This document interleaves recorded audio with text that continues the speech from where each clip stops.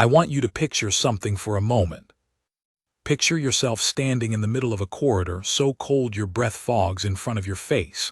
And not cold like the temperature's broken, cold like it's supposed to be that way. Like the cold is intentional, like it belongs there. The walls around you are dark alloy, some kind of composite the veil sovereignty uses that absorbs light instead of reflecting it.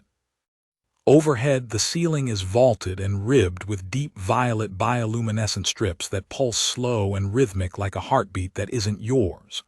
The floor is polished obsidian, actual obsidian, hauled from some moon I've never visited, and every time you step, you hear yourself.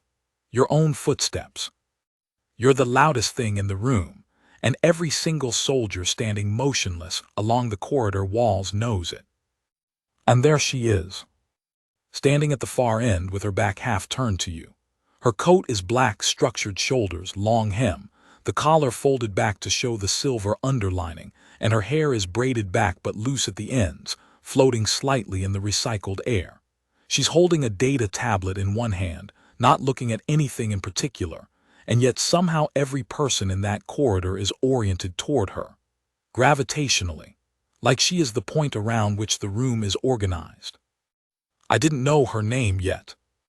I just knew she was important. And then she looked at me, slow, half-lidded, the way someone looks when they've already decided they're not impressed. And I, Declan Morrow, Senior Liaison Officer of the Terran Diplomatic Corps, with 11 years of field service and 2 citation medals, said the dumbest possible thing a human being has ever said on a vampire flagship.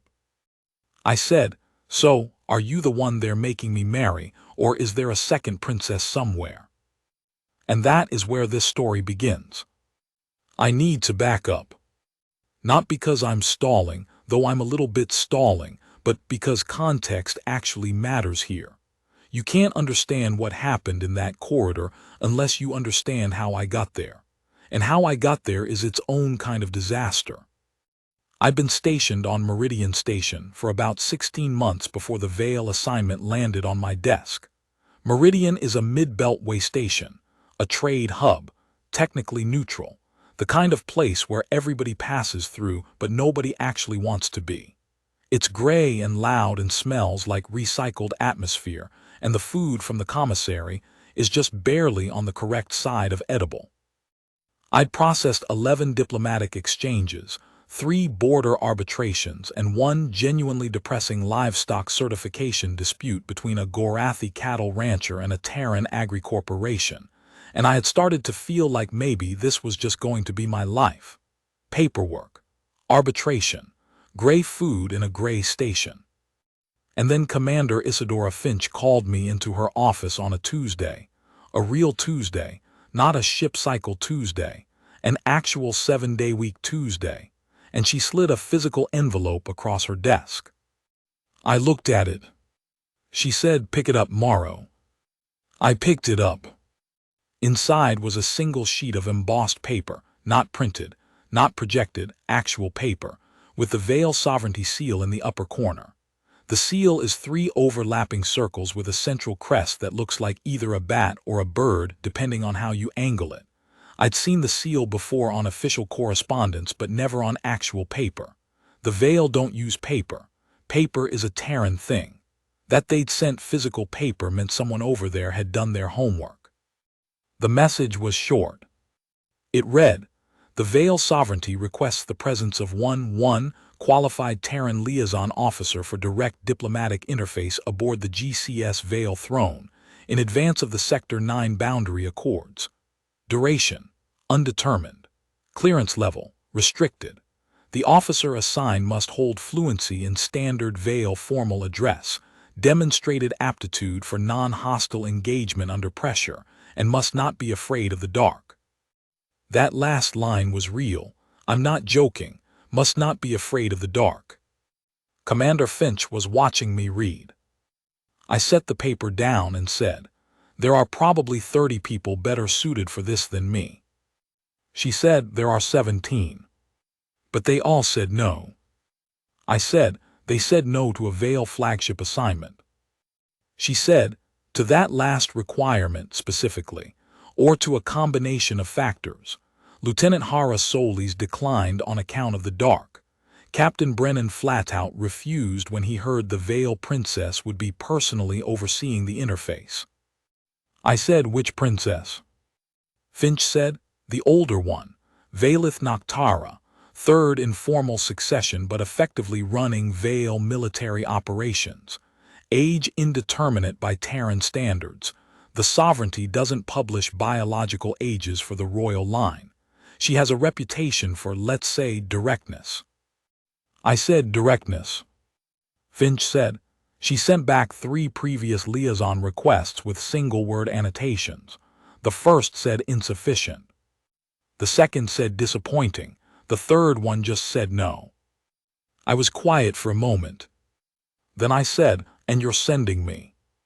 Finch said, "I'm offering you the assignment."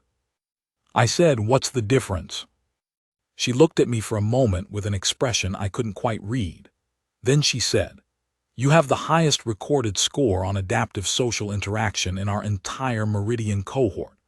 You're the only officer here who has successfully completed a face-to-face session with a Gorathi elder without causing a diplomatic incident. And you have a documented tendency to say whatever is in your head before you've had time to process whether it's appropriate." I said, "You're saying that like it's a positive trait." She said, "With the Veil it might be." I took a breath. I took the paper. I said, "Fine, but I want hazard pay." She said, "It's not classified as hazard duty." I said, "Then I want decent food for the next 2 days before I ship out." She looked at me. She said, "I'll authorize commissary premium." And that is how I ended up boarding a Terran shuttle at 600 on a Wednesday morning, with one standard diplomatic case, a personal kit, a briefing packet I hadn't fully read, and absolutely no idea what was about to happen to me. The transfer to the Veil throne was not what I expected. I'd been on Veil vessels before twice, briefly, for border arbitration, and both times had been on smaller patrol-class ships where the atmosphere was close and functional. The lighting was low but at least consistent, and the crew were professional and mostly uninterested in me specifically. It was manageable. It was the kind of situation you could navigate if you kept your voice calm and your body language non-aggressive, and you didn't stare. The Veil throne was different. The Veil throne was enormous. I'm going to try to describe this accurately. The GCS Veil throne is a Sovereignty-class flagship, one of only 4 ever constructed. Its hull is configured in a Gothic spire formation, not metaphorically, literally.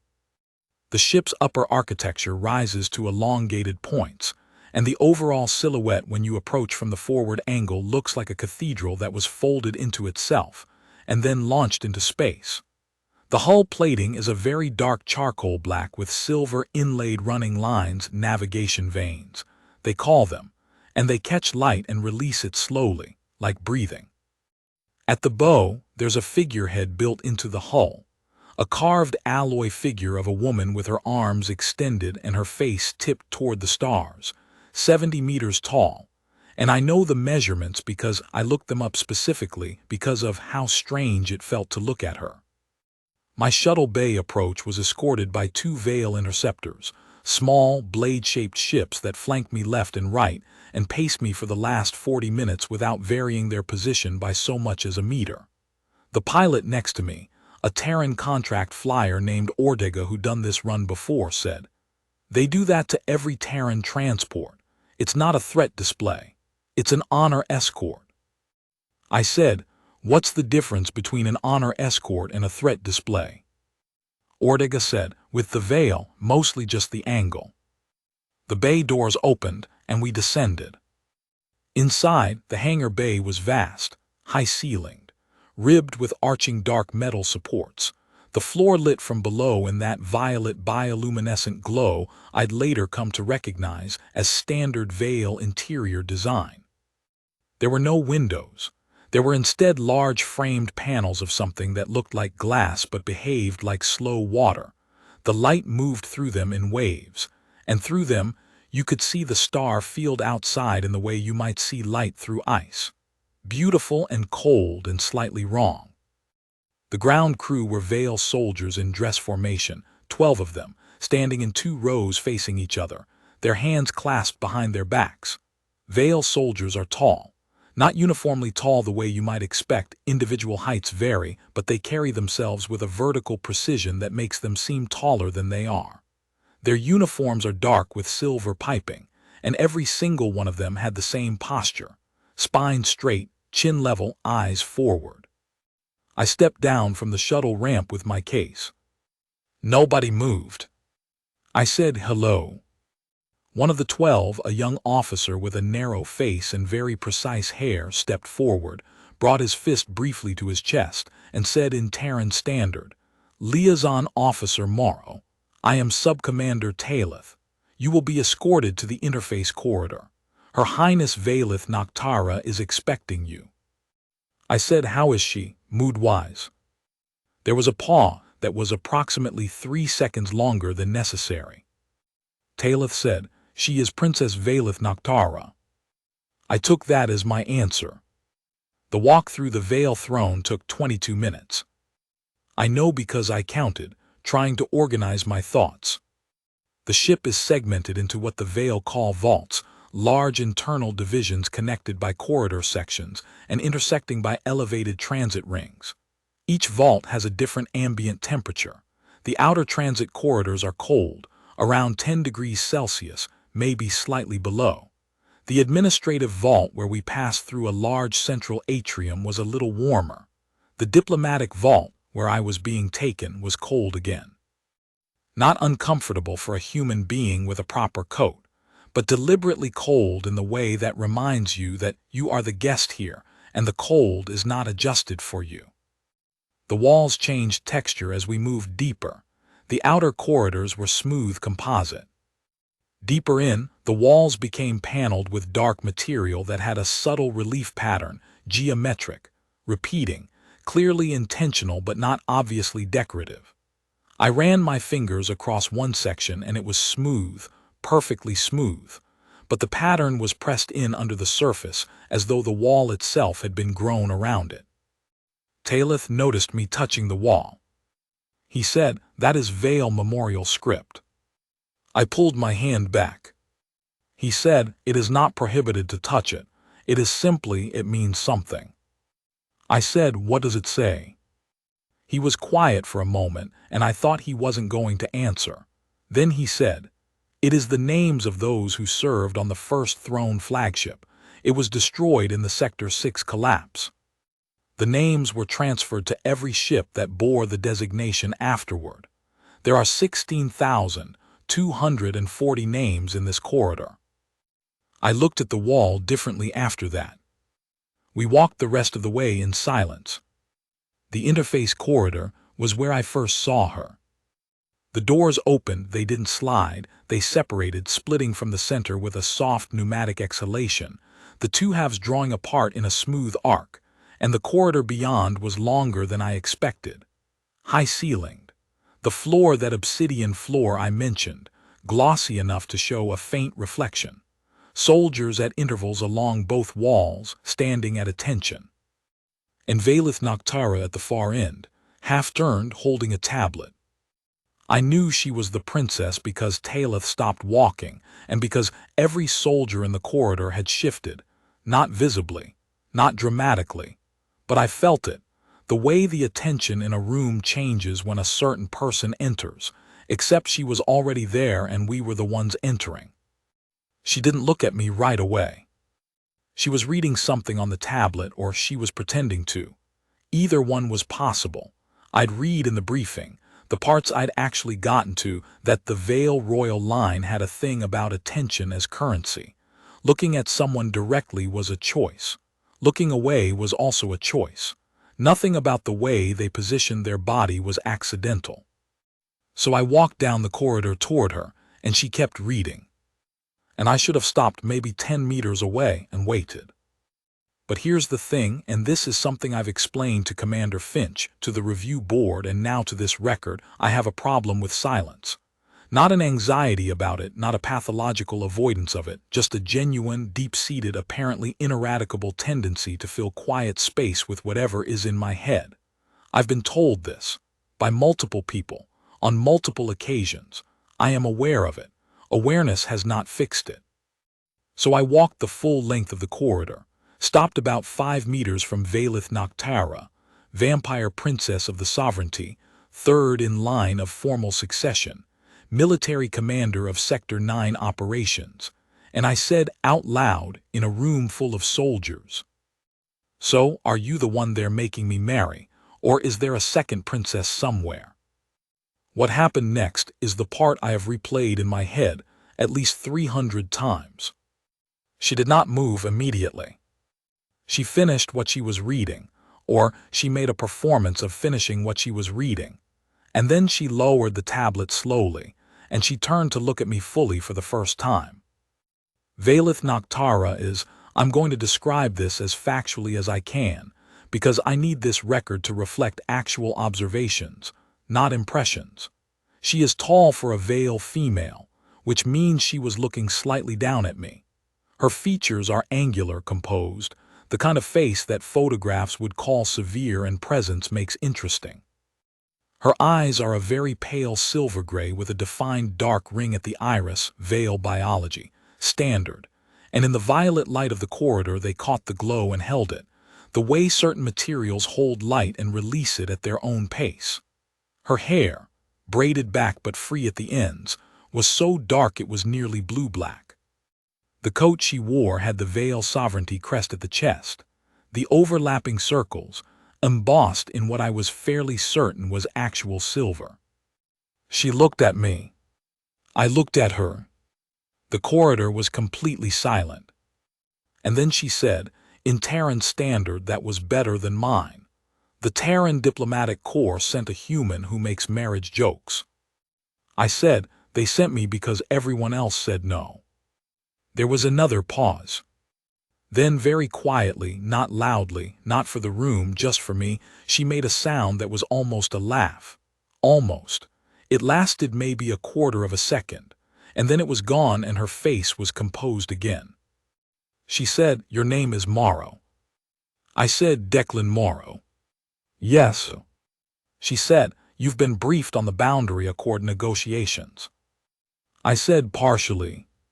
She said, "How partially?" I said, "I've read about 40% of the briefing packet, the parts about Vale formal address and the historical context. I fell asleep during the territorial demarcation sections." Another pause. She said, "Why are you telling me this?" I said, "Because you'd find out anyway, and I'd rather the honesty be on record from the start." She was quiet for a long moment. Then she turned and walked, not away from me, not dismissively, just turned and began moving slowly, and the slight angle of her body said, "Walk with me." So I did. Behind us, Talith exhaled quietly. I think it was relief. We walked for a while in a corridor, adjacent to the main interface hall. Just the two of us. She dismissed Talith with a gesture, and a single guard who followed at a distance that was clearly chosen to be present but not intrusive. The Vale throne made sounds, even when you couldn't see the source. A deep bass hum from the engines that you felt more than heard. The soft movement of recycled air. Somewhere below the corridor, a rhythmic vibration that I later learned was the proximity cooling system for the ship's primary solar harvester. It was like the ship was breathing. She said, "The boundary accords have been stalled for 6 cycles." I said, "I know. The Gorathi withdrawal complicated the territorial mapping." She said, "The Gorathi withdrawal was a distraction. The real complication is that neither the sovereignty nor the Terran alliance is willing to acknowledge the Venmore Passage as a dual-claim zone without it appearing to be a concession. Concession means weakness. Weakness invites challenge." I said, "From who?" She said, "From the Keldrath Dominion, from internal Vale political opposition, from any of the 7 species currently watching these negotiations from observation stations and deciding what to believe about Vale strength." I said, so the real problem isn't the border, it's performance. She stopped walking. She looked at me. That silver and dark look that I was starting to understand was her version of evaluation. She said, yes. I said, that's the same as every negotiation I've ever sat in on. Everybody knows what the answer is. The argument is about who has to say it first and how it has to be said so nobody loses face. She said, you have done this before. I said, 11 years, though mostly with species who don't require me to worry about the dark. She said, you are not afraid of the dark. I said, I'm afraid of plenty of things. The dark isn't one of them. She started walking again. She said, what are you afraid of, Liaison Officer Morrow? I thought about it honestly, which was probably not the tactical response, but I did it anyway. I said, saying the wrong thing in a room where it can't be unsaid, making a mistake that other people have to live with, not being able to fix something once it's broken. She was quiet for a moment. She said, those are responsible fears. I said, they're inconvenient fears. I'd prefer to be afraid of something I could just avoid. She said, such as the dark. I said, exactly. And she made that sound again, that almost laugh, slightly longer this time, and I thought, okay, this is going to be something. I was given quarters on the diplomatic level, which was its own section of the Veil Throne with moderately warmer temperatures and lighting, adjusted to what the Veil files noted as Terran-compatible spectrum, which meant it was still dim by Terran standard, but I could see without squinting. The quarters were spare, a sleep platform, a desk, a narrow window panel looking out at stars, and the bed had actual blankets, which I later found out was a specific accommodation added when they learned I was coming. That was a small thing. It mattered to me anyway. The briefing for the following day was scheduled at what the Veil called the third vigil. Their timekeeping system divides the cycle into 7 vigils of varying length, with the third vigil being roughly equivalent to mid-morning. I had time. I read the rest of the briefing packet. All of it this time, including the territorial demarcation sections, which were exactly as dry as I'd feared. But there was a section near the end that I'd missed the first time. It was about the Veil royal household's internal dynamics as they related to the negotiations. It said, in dry bureaucratic language, that the third princess, Vaelith Noctara, had personally requested a Terran liaison rather than allowing the negotiations to proceed through standard interfaction channels. It said that her stated reason was efficiency. It said that the internal assessment of Veil political observers believed the real reason was that she wanted someone who would speak plainly without the elaborate choreography of interfactional protocol, because the Boundary Accord talks had been trapped in that choreography for 6 cycles, and she was tired of it. She'd wanted someone honest, or at least someone whose honest moments would be harder to play as a political move. I put the briefing packet down and looked at the ceiling of my quarters for a while. Then I thought about the almost laugh. Then I thought, go to sleep, Morrow. You have negotiations in the morning. I went to sleep. The first formal session was held in the Veil Throne's council chamber, which is called the Vakith. The word translates roughly as the listening room. I don't know why that appealed to me, but it did. A room named for the act of listening. The Vakith is a circular chamber with a domed ceiling that has been rendered to display the star field in real time, not through projection, through some kind of fiber optic material embedded in the ceiling material that carries actual light from outside the hall.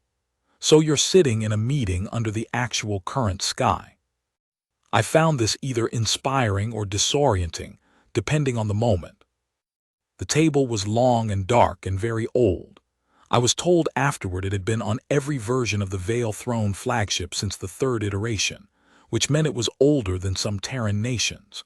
Around it sat 7 Veil senior officers and officials on one side, and on the Terran side, me, one technical attaché named Kessa who handled the territorial mapping data, and an AI arbitration module that we had been specifically asked not to refer to by name in formal session. Valith Noctara sat at the head of the table. Not the Terran side, not the Vale side, the head, which was either neutral or presumptuous depending on how you read it, and I decided to read it as a statement that she considered herself above the division of sides, which was either arrogant or diplomatically smart or both. She opened the session by saying, in formal Vale and then in Terran Standard, "The third vigil session is open. We are here to speak plainly," which is a very unusual opening line for a diplomatic session. I said out of turn because I apparently have no self-control. I appreciate that. The Vale official to her right, a woman named High Arbiter Kaventra, looked at me with an expression that said you do not speak out of turn in a formal Vale session. I looked back with an expression that I hoped communicated noted, and yet. Valith Noctara's face was composed, neutral, but the corner of her mouth moved fractionally. The session lasted 4 hours. It was, I want to be accurate, genuinely productive in a way that formal sessions rarely are, because Valith Noctara had apparently actually meant speak plainly and held everyone at the table to it. When High Arbiter Kaventra began framing the Venmore Passage issue in the extended diplomatic language that basically means this is our territory and you are guests without technically saying it, Valith interrupted her with a single word: plainly. Kaventra stopped. Valith said, "What is the concern?" Kaventra said, after a moment, "That Terran access to Venmore creates a precedent for presence. Presence becomes pattern. Pattern becomes claim." Valith turned to me. She said, "Is that the Terran intention?" I said, "The Terran Alliance wants navigational rights through Venmore for commercial transit, not for military presence. The distinction is important to us because it's the difference between a corridor and a foothold. We don't want a foothold, we have enough frontier to manage. We want a corridor." Valith said, "How do we formalize that distinction in a way that is enforceable?"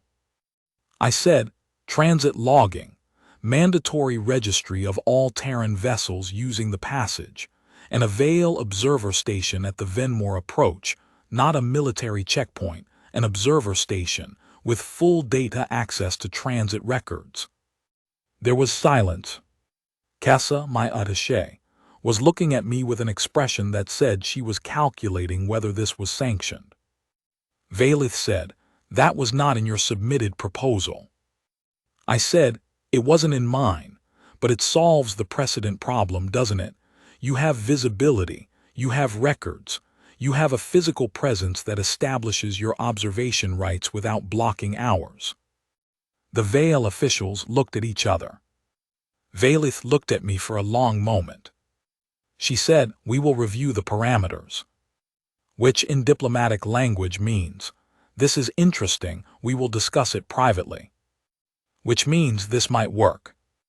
After the session ended and the chamber cleared, Valith stayed behind. So did I, because nobody had told me to leave and I was reading back through my notes. The door closed on the last of the officials, and for a moment the vakith was just the two of us, and the star field above, and the very old table. She said, "The observer station was improvised." I said, "Yes." She said, "Was it within your authorization?" I said, "Technically I'm here for diplomatic interface, which is a broad mandate. I'm reasonably confident I can defend it, less confident about the paperwork." She said, "You offered a concession that benefits us." I said, "I offered a structure that makes both sides more secure. That's not a concession. A concession is when you give something away. This is when you find a thing that does two jobs." She was quiet for a moment. She said, "You think differently than the liaisons we have seen before." I said, "I've been told I think differently than most people generally." She said, "Is that meant as a complaint?" I said, "It's usually delivered as one. I've started treating it as information." She moved to the far end of the table where a narrow ledge held a set of veil ceremonial cups, low, wide, dark, and a carafe of something. She poured 2 cups. She brought one to me, which was, I want to note, entirely outside anything I'd read in Vale formal protocol. Vale royalty don't serve others. Or they don't, apparently, except when they choose to, which is its own kind of statement. I took the cup. The drink was dark and slightly warm, and tasted like something between black tea and something smokier, with an edge I couldn't identify. I said, "What is this?" She said, "A Vale preparation called Veith. It is made from a root compound from the sovereignty homeworld. It has mild blood-thinning properties." I said, "Is that a concern for me?" She said, "Humans have significantly higher blood volume than the threshold at which Veith has physiological effect. You will experience warmth and possibly slight relaxation. Nothing else." I said, "You know a lot about human physiology." She said, "I researched." I said, "For the negotiations." She looked at me. She said, "For this." And I didn't know what to do with that, so I drank the Veith and looked at the stars through the ceiling, and we stayed there in silence for a while, and it was one of the better silences I've had in a professional context. That evening Talith found me in the corridor near my quarters, and said that the princess had asked whether I would care to observe the navigational deck during the approach maneuver into the Sector 9 boundary position, which was happening in approximately 2 hours. I said, "Yes, obviously." Talith said, "It is an unusual invitation." I said, "She seems like an unusual person." Talith said, "She is the princess." I said, "That's not the same thing." Talith looked at me for a moment, with an expression that was evaluating something. Then he said very quietly, "No, it is not." He led me to the navigational deck at the appropriate time, and departed without coming in. The navigational deck is positioned at the upper forward section of the Vale throne, directly behind and below the bow figurehead, and it has a full forward viewport. Not a projected view, an actual physical viewport, a curved panel of reinforced transparent composite that spans the full width of the forward section and arcs upward slightly at the edges. Standing in front of it, looking out, the ship's bow structure is visible at the edges and below, and the figurehead, that 70-meter carved woman with her arms extended, is at the edge of view below, reaching forward into space. And beyond her, Sector 9. I'd been in space for a long time. 11 years. I'd seen a lot of vistas. I'd seen nebulae from close range and star clusters, and the approach to a brown dwarf that colored everything in the ship amber-orange.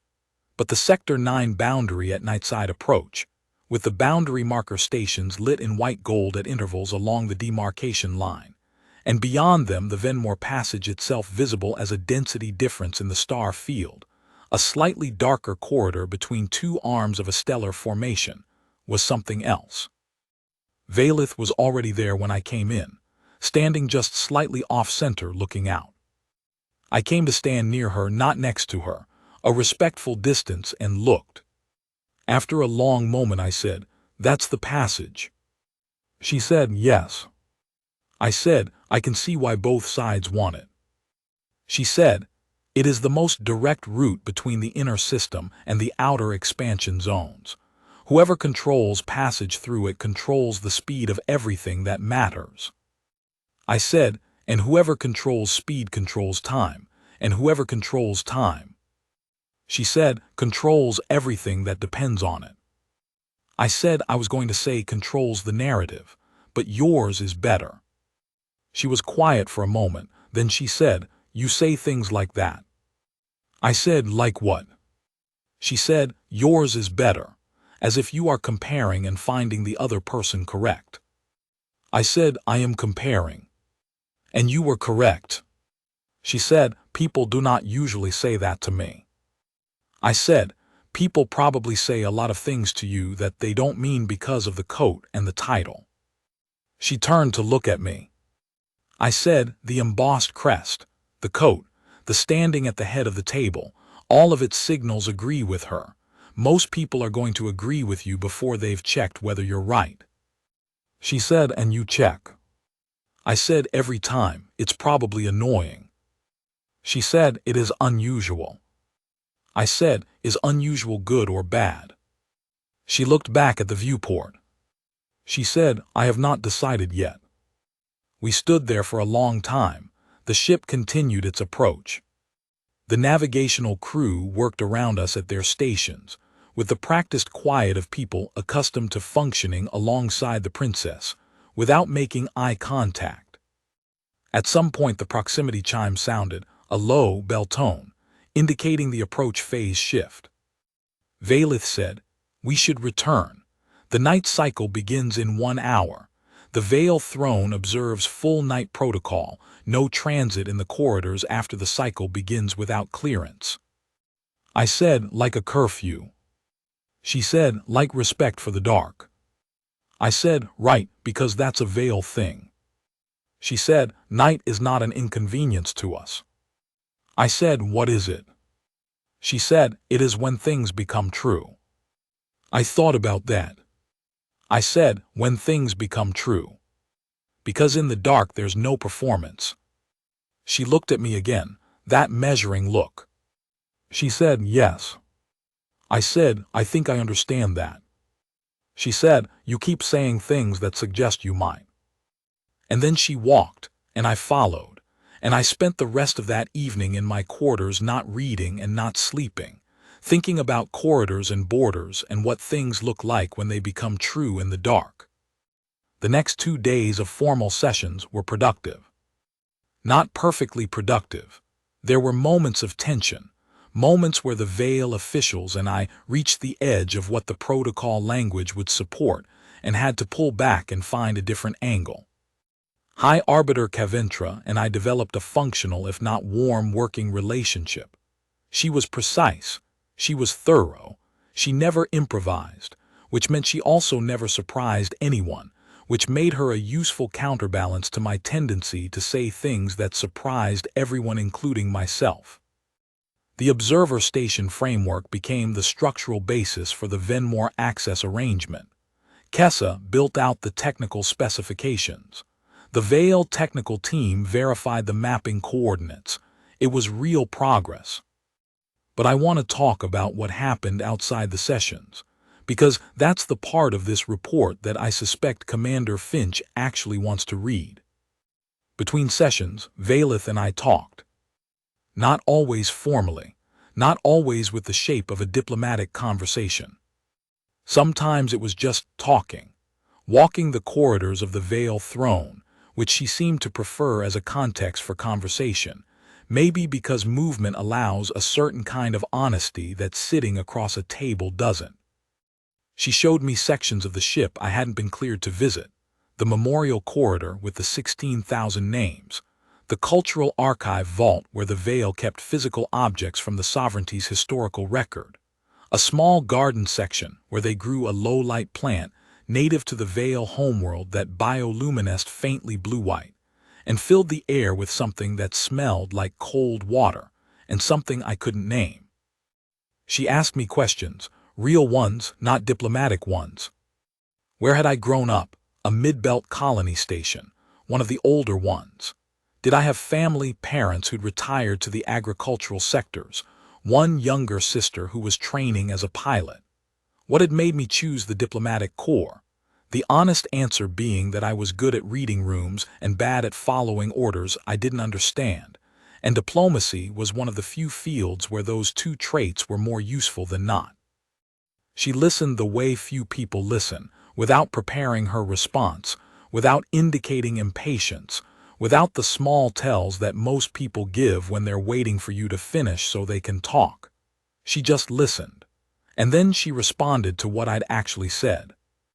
I said on the third evening, "You're not what I expected." She said, "What did you expect?" I said, "The briefing described you as direct and formidable, which you are, but it made it sound like that was the whole description." She said, "And it is not." I said, "You're also patient, curious. You notice things other people miss, and you have an almost laugh that you keep almost letting happen. She was quiet for a moment. She said, almost laugh. I said, that thing you do where something is almost funny enough to laugh at, but you stop it before it gets there. She said, and you have observed this. I said, 3 times so far. I'm keeping count. She said, why? I said, because I'm curious what it would take for you to let it actually happen. We were in the garden section when I said that, and the blue-white plants were doing their quiet glow around us, and the smell of cold water was in the air, and Valith Noctara looked at me for a long moment. Then she said, be careful, Liaison Officer Morrow. I said, Declan. She said, I beg your pardon. I said, Declan, if we're talking in a garden about your laugh, Liaison Officer Morrow is the wrong register. She was quiet. Then she said, be careful, Declan. I said, of what? She said, the things you make me want to say. And I didn't push it further. Because sometimes the thing you've just been given is already more than you were going to ask for, and you know it when you hear it. On the 4th day, I made the joke that changed everything. Not the first one, the marriage joke in the corridor. That was the one that started things, but not the one that mattered. This one happened in the formal session. We were in the final stretch of the Venmore framework discussion, working through the governance language for the observer station, specifically the question of who held jurisdiction if a violation occurred in the passage itself. Terran jurisdiction for Terran vessels. Vale jurisdiction for any violation of the demarcation line. Shared jurisdiction for incidents in the central corridor. This was the piece that had been stuck for 6 cycles.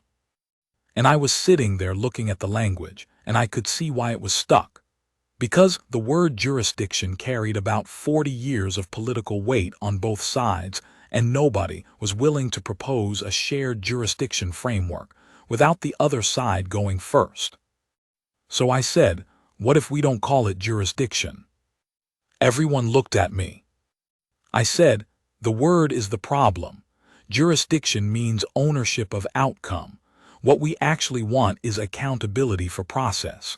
What if the framework specifies oversight responsibility rather than jurisdiction? It's the same thing functionally, but it doesn't carry the same territorial implication. High Arbiter Caventra said, the distinction is semantic. I said, all meaningful distinctions are semantic. That's what language is for. There was a pause. Valith said, write the proposed language. I wrote it.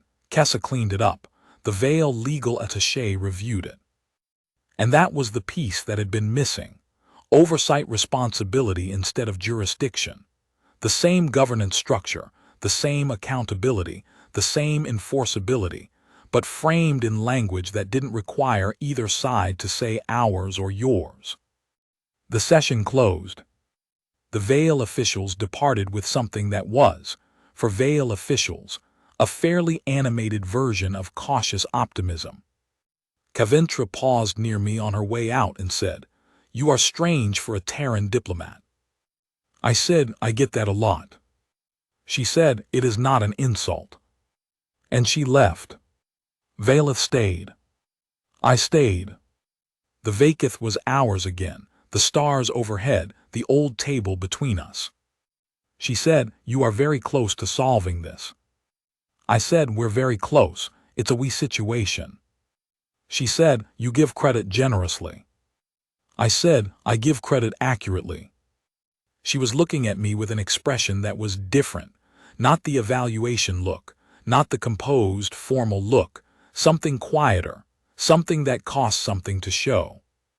And I said, because I cannot help it, because I have this problem, because apparently 11 years of diplomatic training has not fixed my reflex to say the thing in my head before I've checked whether it's appropriate, I said. You know, if you weren't a princess, this would start to feel like a different kind of negotiation. She went very still. I heard myself say it and I thought, there it is, that's the one you can't take back. She said very carefully, "What kind?" I said, "The personal kind, the one where the stakes are different." She said, "You are a Terran diplomat." I said, "I'm a Terran diplomat who's been talking to you for 4 days, and who finds you significantly more interesting than any border dispute I've ever worked on. I'm not trying to be unprofessional. I'm being honest with you because you seem to want people to be honest with you, and I don't know how to stop when I've started." Silence. Long silence. The kind of silence that has a physical weight. Then she said, "You teased me in the corridor, the first day, about marriage." I said that was a joke, a bad one. I was nervous and I have a reflex. She said, "And now?" I said, "Now it's not a joke, but it's also not. I'm not saying anything I have a right to say, and I know that. I'm just being honest about what's here." She was very still. And then she said quietly, "Just for me. Not for the room, not for record, not for performance," she said. "I agree to be yours." Just like that. Like it was the most straightforward thing she had ever said. And I could not speak.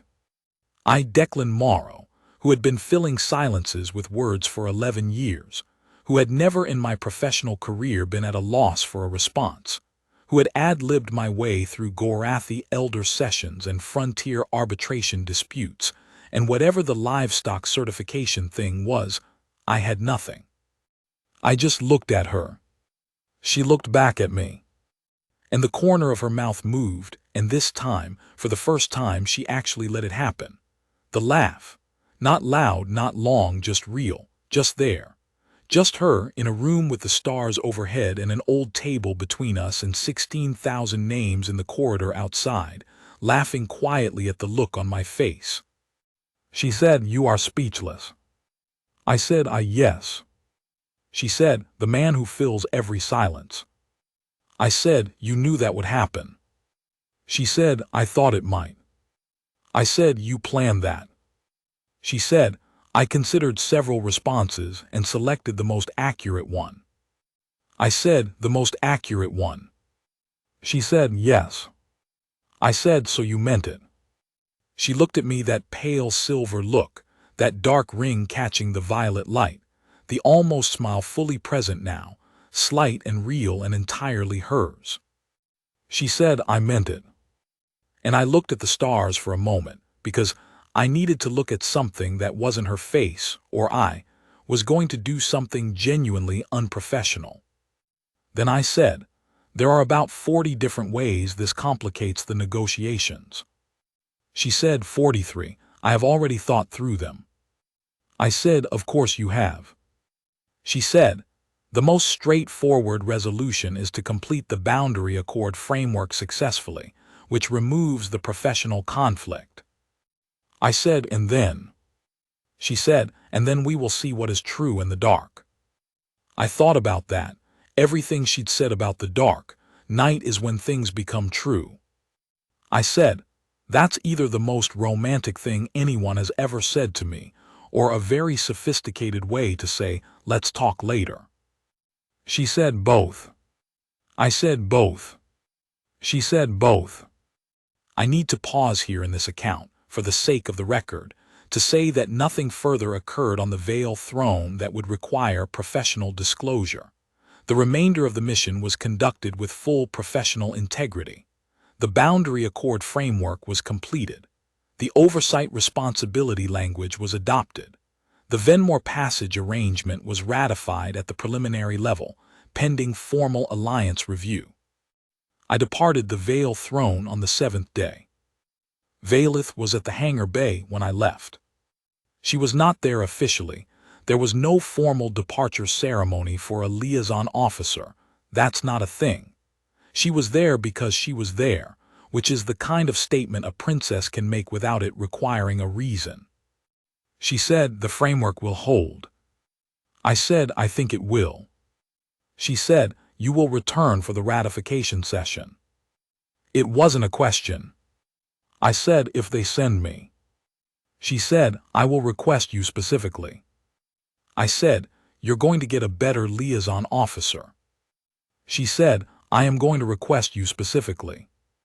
I said, right. And I looked at her, the corridor, the soldiers, the violet light, the obsidian floor with the faint reflection, all of it, and I thought about the things she'd said. The most accurate response. I said, for the record, in case the record matters, I agree to be yours too. She was quiet for a moment. Then she said, I know. And I went up the ramp and into the shuttle, and Ortega, the pilot, looked at me from the corner of his eye and said, good trip. I said, unusually productive. He said, you look like someone hit you with something. I said, yeah. He said, was it a good hit? I thought about it. I said, I don't know yet. Ask me after the ratification session. The bay doors opened. We pulled out. The veil throne receded behind us, dark and gold-lit and cathedral-shaped, the figurehead with her arms extended and her face to the stars. I watched it until it was gone.